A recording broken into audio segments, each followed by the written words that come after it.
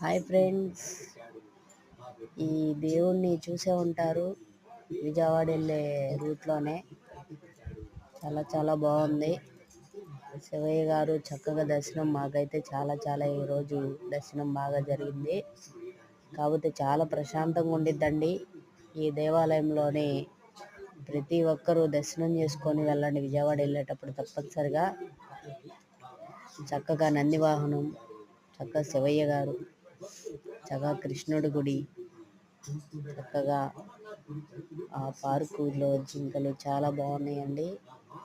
చాలా ప్రశాంతంగా ఉంది. మీరు కూడా దర్శనం చేసుకొని ప్రశాంతంగా దర్శనం చేసుకొని వెళ్ళండి.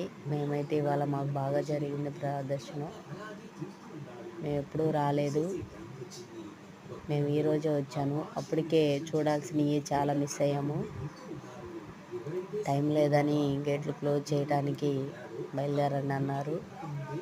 ఈరోజు ఫుల్ వీడియో తీయాలంటే నాకు కుదరలేదు.